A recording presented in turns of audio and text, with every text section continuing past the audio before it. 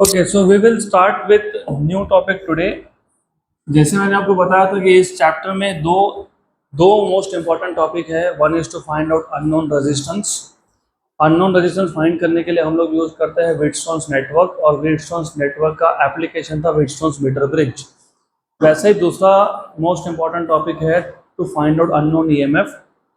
और unknown EMF find करने के लिए जो हम लोग डिवाइस यूज करते हैं उसको बोलते हैं पोटेंशियोमीटर। पोटेंशियोमीटर बहुत ही सिंपल टॉपिक है and very very straightforward. Again as I told you कि जब भी कोई थ्योरी टॉपिक है ना तो उसको 5 सेक्शन में डिवाइड कर लेना। Diagram, introduction, construction, working and uses. तो यहाँ पे भी वैसा ही करेंगे। सिर्फ यहाँ पे पहले मैं एक काम करता हूँ, पहले ही पोटेंशियोमीटर है क्या थोड़ा सा बता देता हूँ।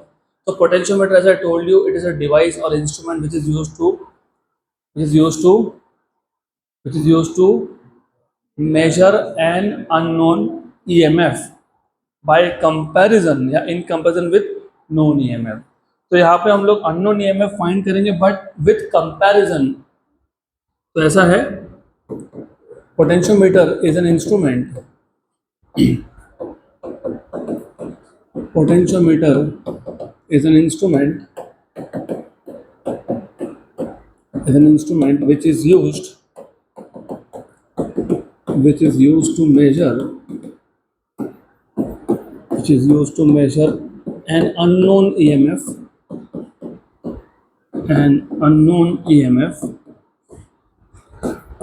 in comparison with known EMF। ये इंपॉर्टेंट वर्ड है, in comparison with known EMF। पहली बात तो आपको ये पता होना चाहिए, जब भी कंपैरिजन ऐसा वर्ड यूज होगा मतलब वहां पे रेशो आएगा।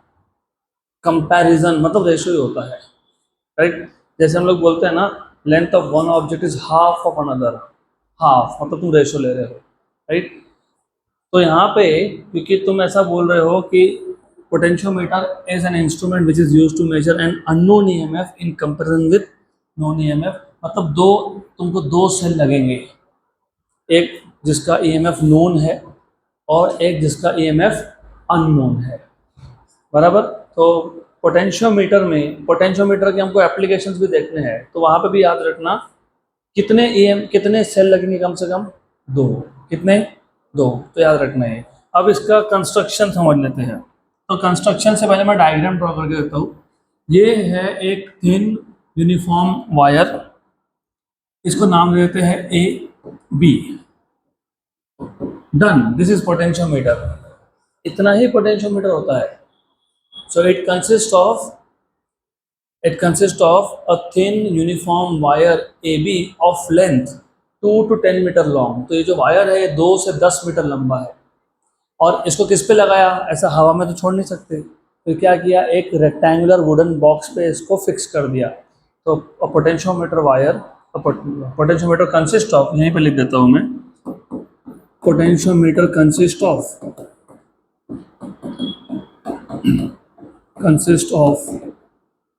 a thin uniform wire AB, इसका लेंथ कितना है, 2 मीटर टू 10 मीटर लॉन्ग। तो ये 2 से 10 मीटर लॉन्ग है। स्ट्रेच्ड ऑन कहाँ पे इसको तुमने करके रखा है, किस पे इसको माउंट करके रखा है, stretched on a rectangular wooden box or board, stretched on a rectangular wooden board and is divided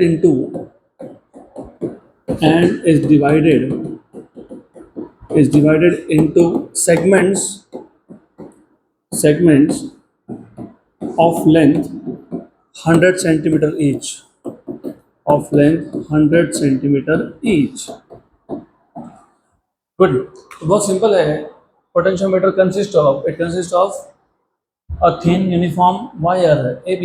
What is the length of this wire? 2 metre to 10 metre. It is stretched on, किसके ऊपर बांध के रखा है इसको, rectangular wooden board. और ये जो वायर है 2 मीटर से 10 मीटर लंबा, इसके तुमने सेगमेंट्स करके रखे हैं, और हर एक सेगमेंट का लेंथ कितना है, 100 सेंटीमीटर। यहाँ तक क्लियर? तो अगर मेरे पास 2 मीटर का वायर है तो कितने सेगमेंट्स? 2, क्योंकि 1 मीटर इज 100 सेंटीमीटर। तो अगर मेरे पास 2 मीटर का वायर है तो टोटल लेंथ कितना है? 200 सेंटीमीटर। तो कितने सेगमेंट्स हो गए? 2। 3 मीटर है तो 3, 4 मीटर है तो 4, 10 मीटर है तो 10। यहाँ तक क्लियर? पक्का? अब मैंने बोला ये बस इतना ही पोटेंशियोमीटर है। हाँ, इतना ही पोटेंशियोमीटर है, लेकिन ये जो पॉइंट ए है ना, इसको तुम एक बैटरी से कनेक्ट करते हो और बैटरी के पॉजिटिव टर्मिनल से कनेक्ट करते हो। और जो पॉइंट बी है, इस पॉइंट बी को तुम बैटरी के नेगेटिव से कनेक्ट करते हो, लेकिन with the help of a की। यहाँ पे की होगा,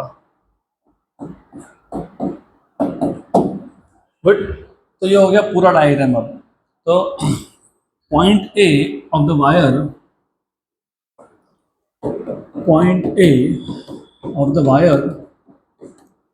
wire is connected to positive terminal of the battery and point B is connected to negative terminal through a key.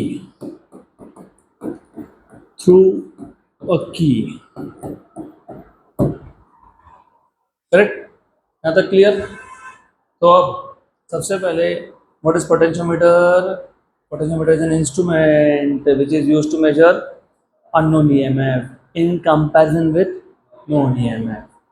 फिर हमको बताना था कंस्ट्रक्शन, उसके लिए मैंने पहले डायग्राम ड्रॉ कर लिया। कुछ नहीं है, potentiometer consist of a thin uniform wire 2 metre to 10 metre long stretched on a rectangular wooden board and is divided into segments of 100 centimetre each. 100 centimetre के सेगमेंट्स है। तो अगर मेरे पास 5 मीटर लंबा वायर है, मतलब 500 सेंटीमीटर, तो 5 सेगमेंट्स है। करेक्ट? 6 मीटर है तो 600 सेंटीमीटर है तो 6 सेगमेंट्स है। इसमें से जो ए पॉइंट था वायर का, उसको हमने किससे कनेक्ट कर दिया? बैटरी के पॉजिटिव टर्मिनल से। और नेगेटिव को किससे कनेक्ट किया? बी पॉइंट को किससे कनेक्ट किया? नेगेटिव से, लेकिन थ्रू अ की के। क्लियर? तो आपका डायग्राम हो गया, इंट्रोडक्शन हो गया, कंस्ट्रक्शन हो गया। अब प्रिंसिपल, तो देखो नोट्स में भी वही लिखा हुआ है ना। अगला टॉपिक क्या है? प्रिंसिपल ऑफ पोटेंशियोमीटर, ऐसा ही है ना?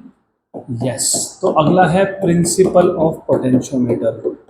अब ये पोटेंशियोमीटर एग्जैक्टली ईएमएफ कैसे फाइंड करता है, उससे पहले बेसिक थ्योरी क्या लगने वाला है वो देखेंगे। इफ अ स्टेडी करंट, अगर हमारे पास एक स्टेडी करंट है, स्टेडी करंट का मतलब क्या है वो भी समझ लेते हैं। एग्जाम्पल, अगर मैंने यहाँ पे की इंसर्ट किया, मतलब की को क्लोज कर दिया, तो करंट फ्लो होगा, राइट? और मैंने आपको ये बताया था कि कभी भी तुम जब की को इंसर्ट करते हो, देखो हर एक सेल का, जैसे ये एक सेल है, हर एक सेल का करंट, मैक्सिमम करंट प्रोड्यूस करने का एक कैपेसिटी होता है। कोई सेल 10 एम्पेयर का करंट प्रोड्यूस करेगा, कोई 15 करेगा, कोई 18 करेगा, कोई 20 करेगा, कोई 2 एम्पेयर भी करेगा कोई। फॉर एग्जांपल, मेरे पास जो बैटरी है ना यहाँ पे, वो आई अमाउंट ऑफ करंट प्रोड्यूस कर सकता है, मैक्सिमम करंट। लेकिन जैसे ही हमने की को क्लोज किया, जब तक की ओपन था तब तक सर्किट कंप्लीट नहीं था, तो सर्किट कंप्लीट नहीं था तो करंट फ्लो नहीं होगा। लेकिन जैसे ही तुमने की को क्लोज किया, सर्किट कंप्लीट हुआ।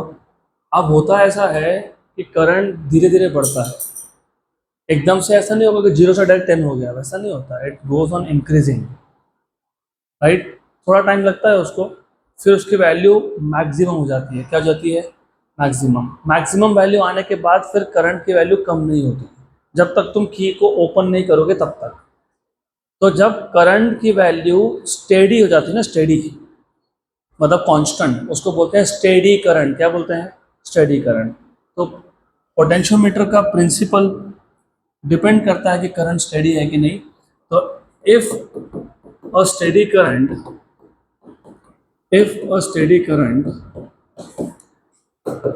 is passed through or is flowing through, if a steady current is flowing through potentiometer wire, through potentiometer wire, then the drop of potential, या फिर तुम बोलते हो potential difference, then the potential difference between any two points, then the potential difference between any two points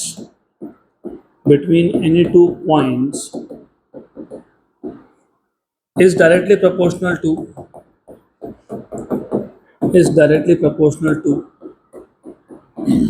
the length of that portion,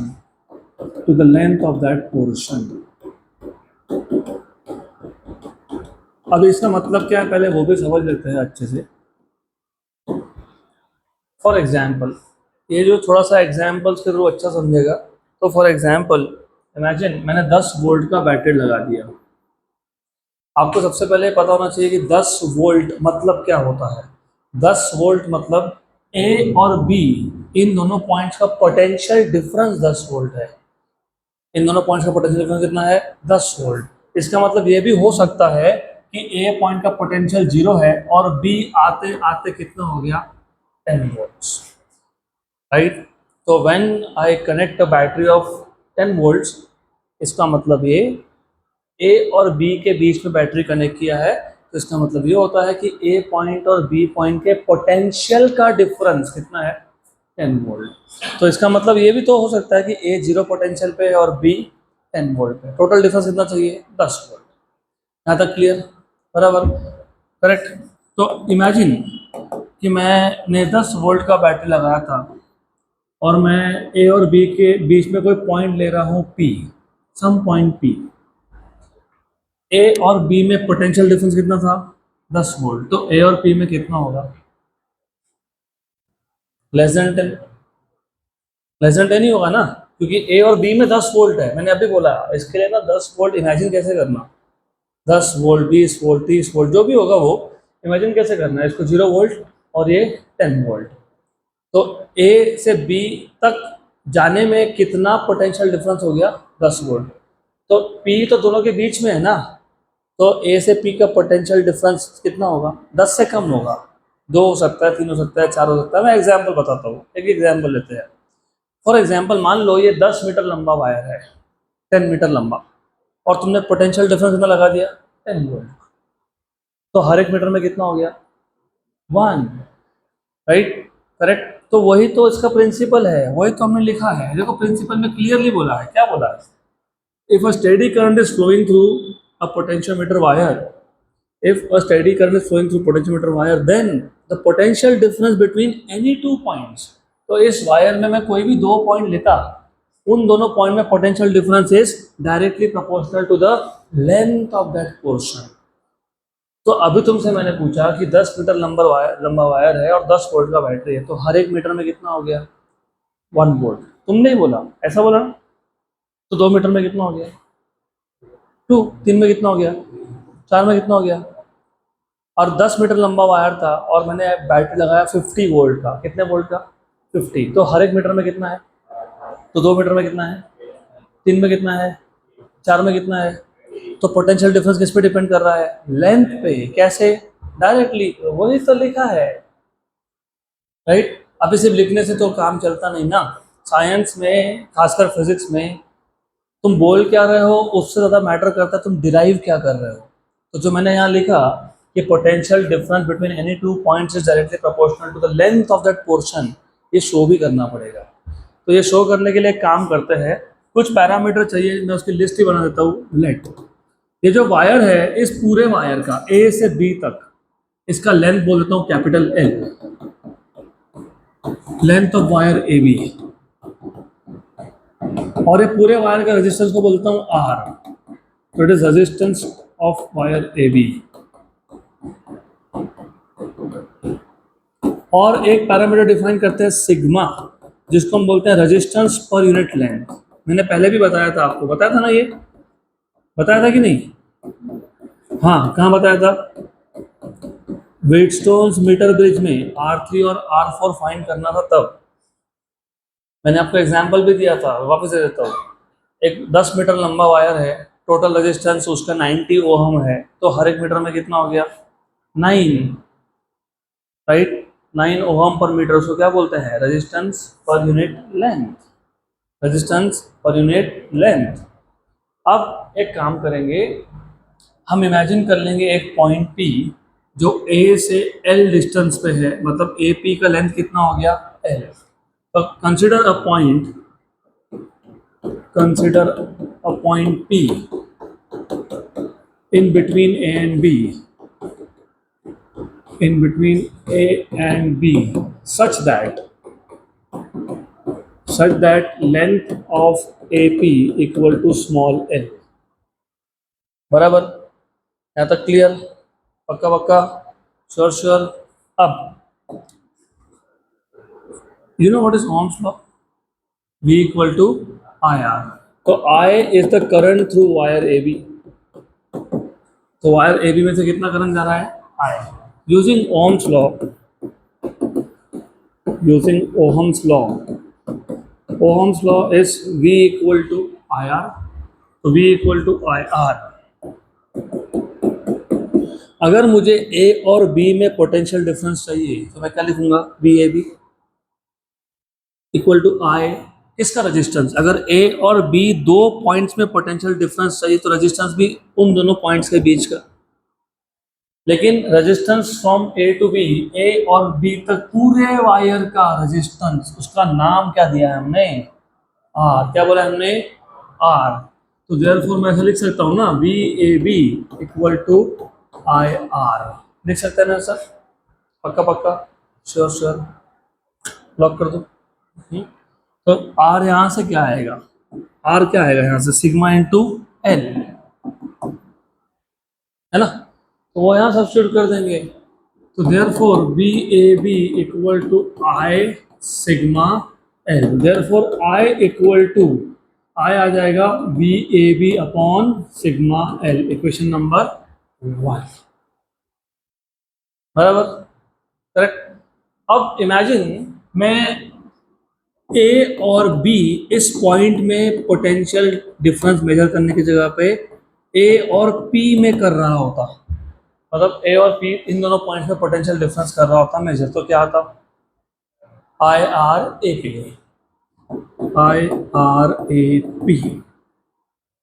correct है ना, बराबर, good. अभी मैंने आपसे क्वेश्चन पूछा, मैं वापस पूछता हूँ। मेरे पास टोटल वायर का लेंथ था 10 मीटर, टोटल रेजिस्टेंस था 90 ओहम, तो हर एक मीटर में कितना है, 9, तो 2 मीटर में कितना है, 3 में कितना है,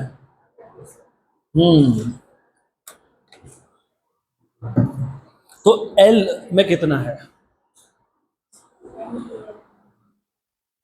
मैंने बोला 10 मीटर वायर था, 90 ओम रेजिस्टेंस था, हर मीटर में तुमने बोला 9 हो गया, 2 मीटर में तुमने बोला 9 इंटू 2 हो गया, 3 मीटर में तुमने बोला 9 इंटू 3 हो गया, 4 में 9 इंटू 4 हो गया।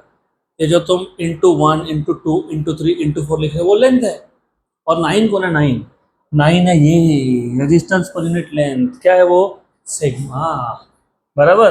तो मुझे अगर A से P तक का वायर का रेजिस्टेंस चाहिए तो क्या करूँगा, sigma into length of AP, लेकिन वो कौन था, स्मॉल एल, आ गया, बराबर। बट ये कौन है, therefore VAP equal to I, लेकिन I कौन है, VAB अपॉन सिग्मा L, ये I हो गया, और यहाँ पे क्या है, सिग्मा स्मॉल l, तो sigma sigma cancel, therefore VAP equal to VAB upon L into small l, equation number 2, right. अब ये इक्वेशन 2 काम में आएगा, इसके लिए याद रखना, but wait, important thing is this, ये होता है कांस्टेंट। क्या होता है, अब लोग कैसे कैसे कांस्टेंट है, A और B ये वायर था, A से B तक, मैंने अगर 10 वोल्ट का बैटरी लगाया तो A और B में वोल्टेज कितना है, 10 वोल्ट, राइट, चेंज होगा क्या, नहीं, कितना रहेगा, 10 वोल्ट। अगर मैंने A और B के बीच में 20 लगाया होता तो कितना था, 20 वोल्ट, तो वो तो कांस्टेंट है ना, क्योंकि वोल्टेज तो हमने लगाया, जितना सेल का ईएमएफ होगा वही वीए भी होगा ना, बराबर ना, पक्का ना। और ये जो वायर ए बी था इसका लेंथ भी क्या है, कांस्टेंट है। तो कांस्टेंट अपॉन कांस्टेंट क्या होता है, कांस्टेंट होता है। इसलिए फिर हम बोल सकते हैं ना कि V A P is proportional to small है, क्योंकि ये क्या हो गया, कांस्टेंट, बराबर। तो वही तो बोला था मैंने वही तो बोला प्रिंसिपल में, if a steady current is flowing through potentiometer wire then the potential difference between any two points is directly proportional to length. तो मुझे अगर ए पी इन दोनों पॉइंट्स में पोटेंशियल डिफरेंस निकालना है तो it is proportional to length of that portion. कितना length है, एल। तो वही तो शो कर दिया, हो गया शो, हो गया ना, पक्का। अब ये जो इक्वेशन 2 है ना ये भी काम का है। ये जो इक्वेशन 2 है इसको मैं ऐसा लिखूं क्या, सिर्फ ये एल को वहां लिख देता हूं, चलता है ना, चलता है कि नहीं। अच्छा एक बात बताओ मेरे को, हमने जब फ्लूइड मैकेनिक्स देखा था, fluid mechanics equation of continuity याद आ रहा है, इक्वेशन ऑफ कंटिन्यूटी आपने वहाँ पे लिखा था कि a1 v1 equal to a2 v2 equal to a3 v3 equal to a4 v4। ऐसा जब आए तो तुम क्या लिखते हो, A B equal to constant, बोला था कि नहीं, है ना। अब एक बात और बता दो फिर, अगर v1 by L one equal to v2 by L two equal to v3 by L three equal to v4 by L four ऐसा आते जाए तो क्या लिखेंगे, v बाई एल इज, बोलेंगे ना, बोलेंगे कि नहीं, बोलेंगे ना, करेक्ट। अब अगर मैं इस पोटेंशियोमीटर वायर में एक पॉइंट यहाँ ले लेता पी डैश जिसका लेंथ होता एल डैश, करेक्ट। तो जैसे मैंने लिखा यहाँ पे V A P by L equal to V A B by L equal to क्या लिख सकता हूँ मैं, V A P dash by L dash. इसका मतलब क्या हुआ, इसका मतलब ये हुआ कि वी बाई एल क्या है, कांस्टेंट है, क्या है, और इस कांस्टेंट का नाम है पोटेंशियल ग्रेडियंट। क्या बोलते हैं इसको, पोटेंशियल ग्रेडियंट। क्या बोलते हैं इसको, पोटेंशियल ग्रेडियंट। आपको पता है ग्रेडियंट का मतलब क्या होता है, पता है, ग्रेडियंट का मतलब होता है डेरिवेटिव। क्या होता है, डेरिवेटिव। इसका मतलब पता है क्या होता है कि एक पॉइंट से दूसरे पॉइंट की तरफ जाते वक्त पोटेंशियल की वैल्यू चेंज हो रही है, और वही तो हो रहा है। अभी आपने ही बोला, मैंने पूछा आपसे कि 50 वोल्ट का बैटरी है, 10 मीटर है, तो हर एक मीटर में कितना, तुमने बोला 5। तो 1 मीटर लूंगा तो कितना आएगा 5, 2 लूंगा तो कितना आएगा 10, 3 लूंगा तो कितना आएगा 15, बराबर, राइट। तो ग्रेडियंट है ना, ग्रेडियंट मतलब when one physical quantity changes with position. तो जैसे जैसे पोजीशन चेंज कर रहा हूँ यहाँ पे कौन चेंज हो रहा है, पोटेंशियल। क्या चेंज हो रहा है, पोटेंशियल। इसलिए इसको क्या बोलते हैं, पोटेंशियल ग्रेडियंट, करेक्ट, राइट। ये हो गया आपका प्रिंसिपल ऑफ पोटेंशियोमीटर, डन, खत्म, इतना ही है। तो क्लियर यहाँ तक। तो अभी वापस एक बार रिवाइज करवा देता हूँ मैं, यूजेस देखना बाकी है, यूजेस यहाँ पे ज़्यादा इंपॉर्टेंट है। आज हमको 2 यूजेस कवर करने हैं। तो सबसे पहले potentiometer is an instrument which is used to measure unknown EMF in comparison with known EMF. It consists of, potentiometer consists of a thin uniform wire AB 2 meter to 10 meter long, right, stretched on a rectangular wooden board and divided into segments of 100 centimeter each. Point A of the wire is connected to positive terminal of the battery and point B is connected to negative terminal of the battery through key K. ज़्यादा clear, right. उसके बाद हमने देखा principle. Principle बहुत simple है, if a steady current is flowing through the potentiometer wire then the potential difference between any two points of the wire is directly proportional to length of that portion, बराबर। फिर वो show करने के लिए हमने क्या किया, हमने पहले बोला ओहम्स लॉ के हिसाब से वी ए बी क्या होता है, I R A B, where R A B is the resistance of the complete wire, और उसको नाम दिया हमने आर। लेकिन आर खुद होता है सिग्मा एल। क्या होता है, सिग्मा एल। तो आई क्या मिल गया, V A B upon sigma L, equation number 1। तो ए बी वायर में ए से बी पॉइंट के बीच में अगर मैंने एक पी पॉइंट लिया होता तो वो क्या आता, वी ए पी क्या आता, I into R A P. लेकिन ये जो आर ए पी है ये है sigma into length of A P, लेकिन जो आई है तो V A P equal to I, what is I, V A B upon sigma L, और ये sigma small L, sigma sigma हो गया cancel, right.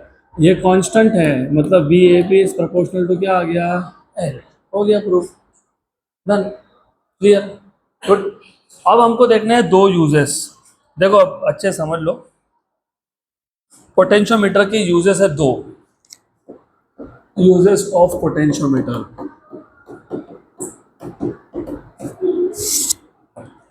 Uses of potentiometer. तो कौन से दो यूजेस है, एक to find out unknown EMF, right, and number two is to find out or to determine internal resistance of cell. One to find out unknown EMF and two to find out internal resistance of cell. One to find out unknown EMF and second number to determine internal resistance. अब ये जो पहला use है ना, आपके notes में भी देखोगे तो पहला यूज है to compare EMF of two cell, मतलब टू फाइंड आउट ईएमएफ। तो to compare EMF of two cells, ये पहला यूज है उसका। कंपेयर करना मतलब क्या, मैंने अभी बताया था, अभी बताया, कंपेयर मतलब क्या, रेशो, वेरी गुड। कंपेयर करना मतलब क्या, रेशो। तो आपको E1 बाई E2 का रेशो चाहिए। अब E1 बाई E2 का मतलब दो सेल्स के ईएमएफ का रेशो निकालने के लिए दो मेथड है, पोटेंशियोमीटर के दो यूज है, एक to compare EMF of two cell और दूसरा टू डिटरमाइन इंटरनल रेजिस्टेंस। लेकिन to compare EMF of two cell में दो मेथड है, कितने मेथड है, दो।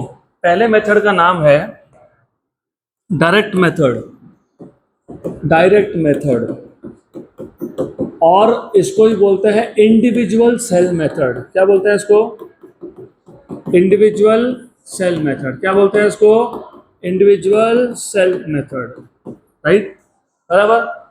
एक एक वर्ड इंपॉर्टेंट है यहाँ पे। जब मैंने बोला ना इंडिविजुअल सेल, इसका भी कुछ मतलब है यहाँ पे। वैसे बाय द वे इस मेथड पे तो आते हैं, लेकिन पहले पोटेंशियोमीटर वायर का लेंथ कितना था, 2 to 10 मीटर। मान लो 10 मीटर है, 10 मीटर मतलब कितना फीट हो गया, 30 फीट से ऊपर। तो इतना बड़ा टेबल बनाएंगे क्या हम लोग 30 फीट लंबा, नहीं ना। तो हम लोग करते हैं फोल्डिंग, हम लोग फोल्डिंग करते हैं। तो जो पोटेंशियोमीटर वायर होता है ना, इसको ऐसा फोल्ड करके दिखाते हैं। तो याद रखना पोटेंशियोमीटर वायर, क्योंकि 10 मीटर लंबा अगर वायर है तो उसको हम लोग 10 मीटर लंबा टेबल नहीं बनाएंगे, हम लोग फोल्ड करके दिखाएंगे। तो ये एक ही पोटेंशियोमीटर वायर है, this is one single potentiometer wire. ये आ गया तुम्हारे वायर का पॉइंट ए और ये आ गया वायर का पॉइंट बी, बराबर। ये सिंगल वायर है, इसे फोल्ड करके लगाया है, और इस वायर के नीचे स्केल भी है। स्केल क्यों है मैं बताता हूँ बाद में। फिर तुमको याद होगा तो हमने ए पॉइंट कहाँ कनेक्ट किया था, positive terminal of the battery, है ना। तो positive terminal of the battery मतलब यहाँ पे बैटरी लगाऊंगा। और बी कहाँ कनेक्ट किया था, B negative terminal of the battery through a key, है ना, हाँ कि ना, यस। तो ऐसा है ना, यहाँ पे है एक बैटरी, बैटरी,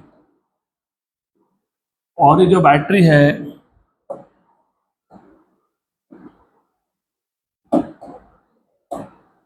और ये जो बैटरी है, इस बैटरी का पॉजिटिव ए को कनेक्टेड है, और हमेशा ऐसा ही रहने वाला है। तो ये याद रखना इस पूरे चैप्टर, क्योंकि डायग्राम बहुत है और सर्किट डायग्राम बहुत हो तो भूल जाते हैं, तो भूलने का काम ही नहीं है। यहाँ पे की है के, और ये के की हमेशा क्लोज रखना है, हमेशा क्या रखना है, क्लोज, हमेशा क्या रखना है, क्लोज। और यहाँ पे एक रियोस्टैट है, रियोस्टैट, रियोस्टैट होता है वेरिएबल रजिस्टर, तो ये रियोस्टैट है, ठीक। तो मैंने तुमको बताया अभी अभी अभी कितने यूज थे पोटेंशियोमीटर के, दो।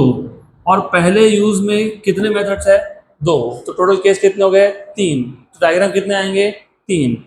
एक एक करके देखो, तीनों डायग्राम में नीचे का ये स्ट्रक्चर एज इट इज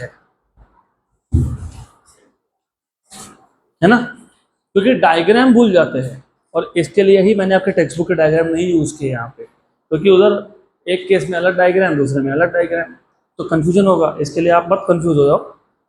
तो है कैसा, सब दिख रहा है सिर्फ, मतलब जो 3 केसेस देखने हैं हमको, 3 टॉपिक देखने हैं, सिर्फ ऊपर का स्ट्रक्चर चेंज होगा, ऊपर का स्ट्रक्चर चेंज होगा, पक्का याद रहेगा, श्योर। तो अभी ऊपर के स्ट्रक्चर में क्या चेंज होगा वो भी देखेंगे, लेकिन पहले ये इतना डायग्राम मैं कॉपी करके रख देता हूँ, क्योंकि आगे तो अपने को काम में आने ही वाला है वो, तो रख देते हैं इसको। और एक बार करके रख देते हैं। अब आ जाते हैं यहाँ पे, जब तुमको डायरेक्ट मेथड देखना है, इंडिविजुअल सेल मेथड, उस केस में ए पॉइंट से ऊपर 2 सेल है जो दोनों पैरेलल में कनेक्टेड है, पैरेलल में, पैरेलल में कनेक्टेड है। यहाँ पे आ गया आपका एक सेल और साथ में एक की। अब इस सेल को तुमको जो नाम देना तुम दे दो, उसकी चिंता मत करो कि ये E1 है कि E2 है, कोई फर्क नहीं पड़ता, पैरेलल में कोई फर्क नहीं पड़ता तुम किसको कहाँ लगा रहे हो, इसको ऊपर लगाओ नीचे लगाओ कैसे भी लगाओ, यहाँ पे एक की है, ओके। तो डजंट रियली मैटर कि तुम E1 किसको बोल रहे हो और E2 किसको बोल रहे हो, कोई फर्क नहीं पड़ता है, ये पॉजिटिव है पॉजिटिव, है नेगेटिव है नेगेटिव, ये की है। अगर ये E1 बोला है तो इसको K1 बोलना पड़ेगा, ये E2 हो जाएगा और ये K2 हो जाएगा, उल्टा दिखाया तो भी चलता है, E2 ऊपर दिखा दो E1 नीचे दिखा दो। इसके लिए ऐसे टाइप के टॉपिक्स में ज़्यादा याद रखने का काम नहीं होना चाहिए, नीचे का स्ट्रक्चर सेम था ऊपर से कैसा था। फिर अब ऐसा है ना, यहाँ से एक कनेक्शन निकालेंगे, गैल्वेनोमीटर को जाएगा, यहाँ है आपका गैल्वेनोमीटर, ओके। अब ध्यान दो, यहाँ you have 2 cells E1 and E2, right? Positive terminals of both E1 and E2 are connected to point A। देखो E1 का और E2 का पॉजिटिव कहाँ कनेक्ट है, A को, और एक खुद किसको कनेक्ट है, पॉजिटिव ऑफ द बैटरी, या बैटरी है वो सेल्स है,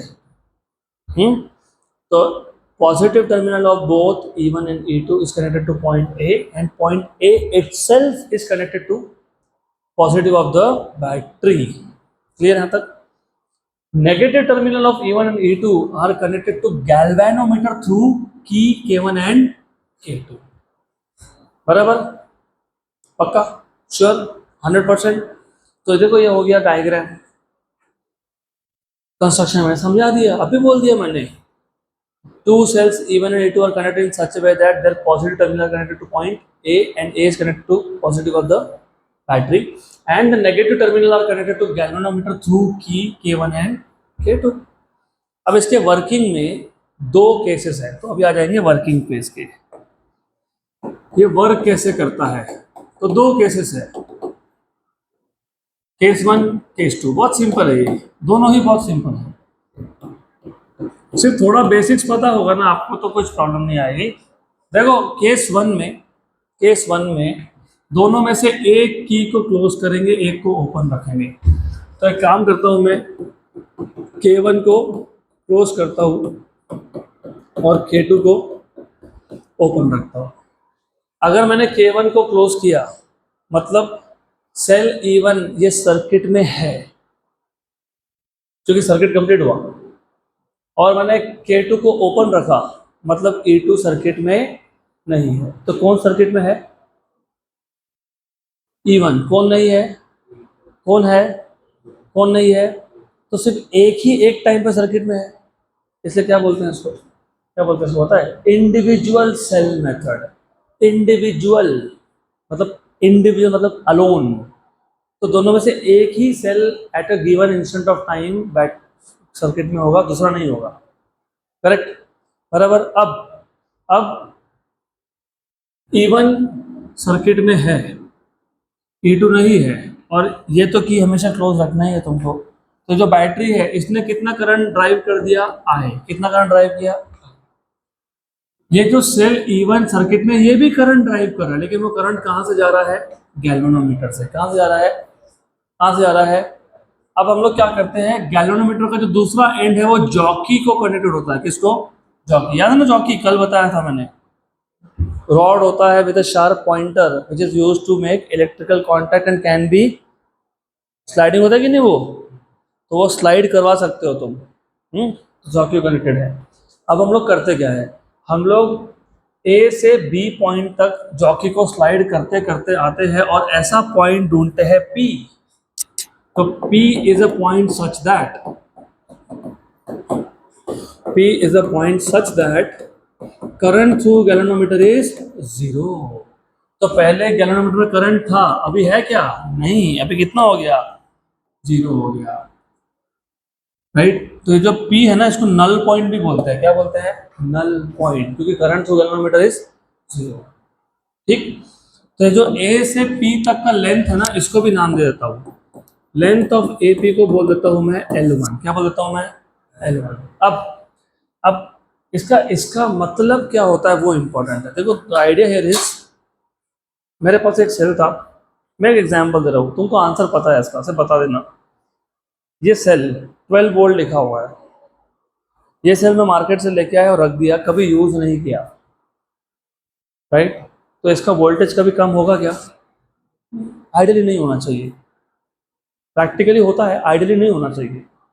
तो जब भी मैं इन दोनों पॉइंट्स के, क्योंकि एक पॉजिटिव है एक नेगेटिव है, जब मैं दोनों पॉइंट्स के पॉजिटिव और नेगेटिव के बीच में अगर मैं वोल्ट मीटर लगाऊं तो मुझे क्या वैल्यू मिलनी चाहिए? 12 वोल्ट, क्योंकि मैंने कभी यूज ही नहीं किया। सही है ना?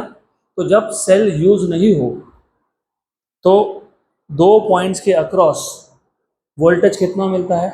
जितना उसका वोल्टेज है, जिसको तुम EMF बोलते हो। क्या बोलते हो? क्या बोलते हो?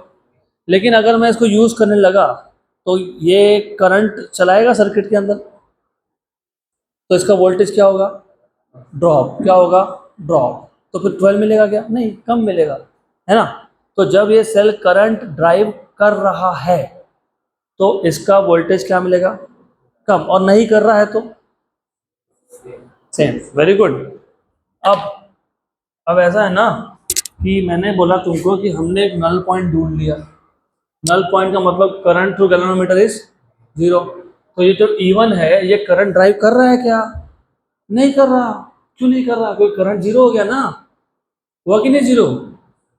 बराबर। तो मैं A और P पॉइंट के बीच में अगर वोल्टेज मेजर करने लगूंगा तो मुझे कितना मिलेगा? E1। कितना मिलेगा? E1। कितना मिलेगा? E1। तो E1 equal to, by the way, what is voltage V equal to IR। तो E और V सेम ही होता है लगभग, तो इसको भी क्या लिखूंगा मैं?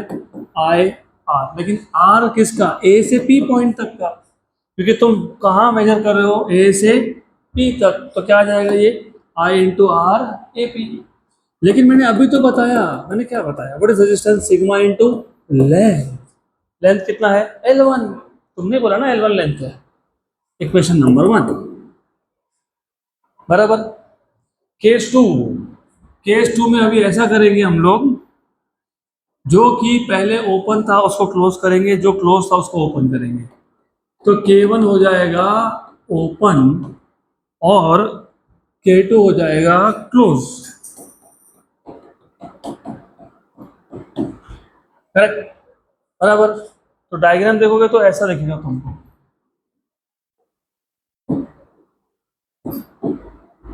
ऐसा। अब सर्किट में कौन है और कौन नहीं है? E1 नहीं है और E2 है। तो अभी एक ही सेल सर्किट में, दैट इज E2। E1 नहीं है। पहले E1 था, E2 नहीं था। अभी E1 नहीं है और E2 है, इसलिए क्या बोलते हैं इसको? Individual cell method. अब वापस से तुम क्या करते हो? तुम फिर से A से B तक जॉकी को स्लाइड करते करते करते करते आते हो और एक पॉइंट ढूंढते हो नया, for which current through galvanometer again 0। बराबर। करेक्ट। तो 0 करंट आएगा। और उस पॉइंट को P डैश बोल दिया। तो P dash is a point such that P dash is a point such that current through galvanometer is 0. Length AP dash को नया नाम देके बोल दूंगा L2, बराबर, करेक्ट। तो अगर मैं A और P डैश में वोल्टेज मेजर करूंगा तो कितना मिलना चाहिए, E2। तो E2 equal to I R A P dash. तो E2 equal to what is R A P dash, sigma into L2, बराबर, करेक्ट। अब इक्वेशन 1 को इक्वेशन नंबर 2 से डिवाइड कर देते हैं। तो इक्वेशन 1 को 2 से डिवाइड कर देते हैं। इक्वेशन 1 था E1 equal to I sigma L1 और ये था E2 equal to I sigma L2। I sigma cancel, तो E1 by E2 equal to क्या आ गया, L1 बाई L2। तुमको क्या चाहिए था, क्या चाहिए था, कंपेयर, मतलब क्या चाहिए था, रेशो। मिल गया ना रेशो। अब आप बोलोगे हाँ रेशो तो मिल गया, फिर लेकिन अननोन ईएमएफ कैसे मिला। मैंने इसलिए बोला था, देखो एक एक वर्ड जो लिखा है ना वही है यहाँ पे। क्या लिखा है यहाँ पे, potentiometer is an instrument which is used to measure an unknown EMF in comparison with, मतलब E1 और E2 में से एक तो पता होना ही चाहिए। तो E2 अगर पता है और L1 L2 पता है कैसे निकालते हो, मैंने तब भी बोला था, ये जो वायर है ना वायर, इसके नीचे क्या लगा हुआ है, स्केल, क्या लगा हुआ है। तो फिर तुमको L1 L2 मतलब A से P तक का डिस्टेंस L1 और A से P डैश तक का डिस्टेंस L2 डायरेक्टली मिलने वाला है वो तो तुमको E2 पता है, L1 L2 मेजर कर लिया तो क्या मिल जाएगा।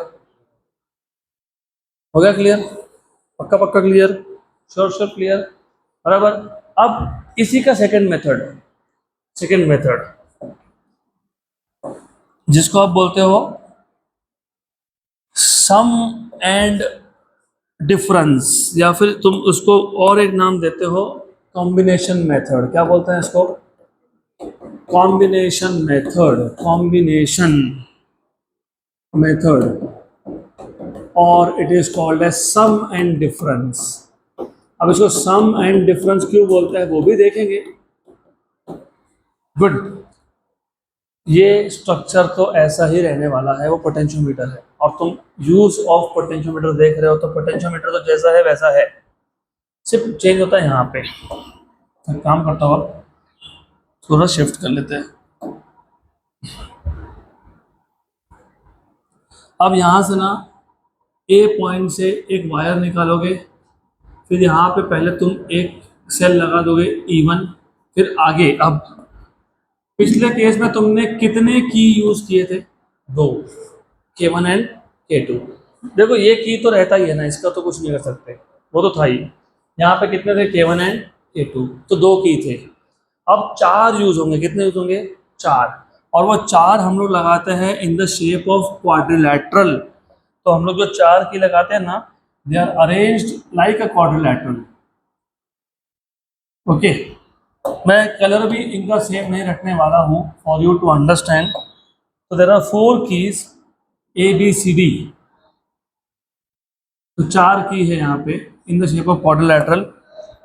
इसको बोल देता हूँ मैं A, ये है B, ये है C और ये है D, बराबर, करेक्ट। यहाँ से तुम एक वायर निकालोगे, यहाँ पे तुम दूसरा सेल लगा दोगे, दूसरा सेल कौन सा, E2, कौन सा, E2, तो यहाँ पे आ गया E2। फिर यहाँ से एक और वायर निकलेगा, वो वायर यहाँ नीचे कनेक्ट होने वाला है। तो ऐसा है, जाओ, गुड। देन उसके बाद यहाँ तक क्लियर, पक्का पक्का क्लियर। फिर यहाँ से एक वायर निकलेगा और जंपर के थ्रू, अभी जंपर क्या होता है बता देता हूँ। जंपर जंप करने के लिए जो हेल्प करता है उसको जंपर बोलते हैं। जंपर क्यों, क्योंकि मुझे 2 वायर, ये भी एक वायर है, ये भी एक वायर है, उसको टच नहीं करना है, इंटरसेक्ट नहीं करना है, तो क्या करेंगे, उसके ऊपर से पास करेंगे। इसको बोलते हैं जंपर, क्या बोलते हैं। तो ये सिंबल किसका है, जंपर का है, बराबर, राइट। तो देखो नीचे का स्ट्रक्चर सेम था, देखो ऊपर चेंज हुआ, बराबर, पक्का पक्का। अब यहाँ पे भी 2 केसेस हैं, यहाँ पे भी आपके पास 2 केसेस हैं। Case 1, and case 2। अब यहाँ पे 4 में से दो दो की ओपन और 2 की क्लोज, तो ए और बी को अगर क्लोज करते हो तो सी एंड डी को ओपन रखोगे, ए और बी को अगर ओपन रखते हो तो सी एंड डी को क्या करोगे, क्लोज करोगे, राइट। अब ऐसा है कि चलो पहला केस, सपोज मैंने सी और डी इसको ओपन कर दिया, करेक्ट। तो देखो सर्किट कैसा बन गया, E1 का नेगेटिव, ये E2 था बाय द वे, E1 का नेगेटिव E2 के पॉजिटिव के साथ कनेक्ट हो गया और E2 का नेगेटिव गैल्वेनोमीटर को कनेक्ट हो गया, राइट। जब एक सेल का नेगेटिव दूसरे के पॉजिटिव के साथ कनेक्ट होता है इसको बोलते हैं हेल्प करना, असिस्ट करना। अब बोलो कैसे कैसा हेल्प हो रहा है, इलेक्ट्रॉन कहाँ से निकलने वाले हैं, नेगेटिव टर्मिनल से, किसके, E1 के, यहाँ से निकल के कहाँ कहाँ जाने वाले थे, यहीं जाने वाले थे ना, राइट, बराबर। और सामने कौन है, E2 का पॉजिटिव, तो E2 का पॉजिटिव क्या करेगा, उसको अट्रैक्ट करेगा, मतलब हेल्प करेगा, अपोज नहीं करेगा, उसको हेल्प करेगा, तो इसको बोलते हैं असिस्ट करना, क्या करना। तो ये जो दो सेल्स है E1 और E2 ये सीरीज में आ गए, किस में आ गए, सीरीज में। और कैसे आ गए, एक का नेगेटिव दूसरे के पॉजिटिव के साथ कनेक्टेड है, इसको बोलते हैं असिस्ट करना, बराबर, राइट। यहाँ पे देखो पिछले केस में इंडिविजुअल सेल था, एक ही सेल था दूसरा नहीं था, यहाँ पे दोनों है ना, इसलिए क्या बोलते हैं इसको, कॉम्बिनेशन, क्या बोलते हैं, कॉम्बिनेशन। अब हम लोग क्या करेंगे, अब हम लोग ये गैल्वेनोमीटर का जो जॉकी है ना, जॉकी, इसको अलग अलग पॉइंट पे टच करके पी पॉइंट फाइंड कर लेंगे, such that the current through galvanometer is is zero. तो सेम प्रोसेस है, तो एक पी पॉइंट फाइंड कर लिया such that I G is zero, फिर ये लेंथ ऑफ ए पी को मैंने L1 बोल दिया, क्या बोल दिया, L1। अगर करंट थ्रू गैल्वेनोमीटर जीरो है तो E1 और E2 का कॉम्बिनेशन करंट ड्राइव कर रहा है क्या, नहीं, करंट तो ये ड्राइव कर रहा है कि नहीं, बराबर। तो अगर मैं ए और पी पॉइंट के बीच में वोल्टेज मेजर करूं तो मुझे कितना मिलेगा, E1 प्लस E2, क्या मिलेगा, E1 प्लस E2। तो यहाँ पे आएगा E1 प्लस E2, वोल्टेज क्या होता है, current into into resistance, resistance किसका, ए से पी तक का। तो ये मिल जाएगा मुझे E1 plus E2 equal to I sigma L1, equation number 1, बराबर, करेक्ट। अब जब मैं ए और बी को ओपन करता हूं, सी और डी को क्लोज करता हूं, तो ये सी और डी क्लोज कर देंगे हम लोग यहाँ पे, गुड, बराबर। अब देखो E1 का नेगेटिव किसको कनेक्ट हो गया, E2 के नेगेटिव को, तो यहां से चार्जेस अगर आए तो E2 उसको क्या करने वाला है, अपोज, क्या करने वाला है, अपोज, क्या करने वाला है, अपोज। अब इसके लिए यहाँ पे एक कंडीशन एक्स्ट्रा है, क्या एक्स्ट्रा है, जो पिछला मेथड था ना, कौन सा, डायरेक्ट मेथड, इसमें एक ही कंडीशन था कि जो ये सेल तुमने लगाया, बैटरी जो तुमने लगाया ना E, इसका इसका EMF E1 से भी ज़्यादा है और इसका EMF E2 से भी ज़्यादा है, तो the EMF of battery E is greater than both E1 and E2। लेकिन यहाँ पे एक एक्स्ट्रा कंडीशन है, E is greater than E1, yes, E is greater than E2, ये भी सही है, लेकिन E1 is also greater than E2। अब ऐसा बोलोगे क्यों, ऐसा क्यों आ गया, भाई जिसका EMF ज़्यादा होता है वो पावरफुल होता है, वो डोमिनेट करता है। इलेक्ट्रॉन यहाँ से निकले थे, कहाँ से निकले थे, E1 के नेगेटिव से, राइट, सामने भी कौन है, नेगेटिव, बराबर, सही है ना। अगर ये ज़्यादा पावरफुल रहा तो यहाँ के इलेक्ट्रॉन वहाँ पर जाएंगे कभी, वहाँ कभी गए नहीं, तो करंट कभी मिला ही नहीं, मतलब यहाँ तो शुरू से ही जीरो करंट था, तो तुमने नल पॉइंट ढूंढा कैसे फिर, है ना, समझ में आ रहा है। इसको मैं रियल लाइफ में थोड़ा सा, देखो मुझे पता है वो मेरा एग्जाम्पल इसके साथ सूट नहीं करता है, लेकिन बता देता हूँ।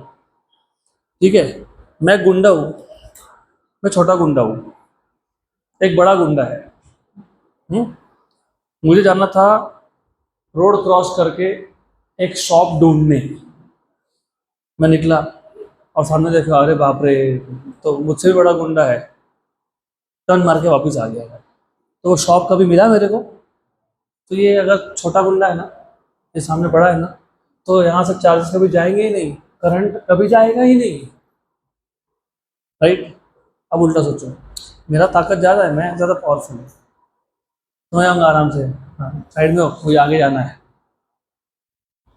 तो अगर इवन पावरफुल है तो इवन डोमिनेट करेगा, आगे जाएगा, फिर हम ढूंढते ढूंढते पॉइंट पे आएंगे जहाँ पे करंट क्या हो गया, जीरो।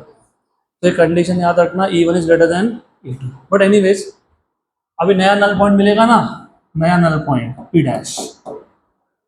तो सेकंड केस में नया नल पॉइंट है P डैश, तो लेंथ ऑफ AP डैश को मैं क्या बोल दूंगा, L2। क्या बोल दूंगा?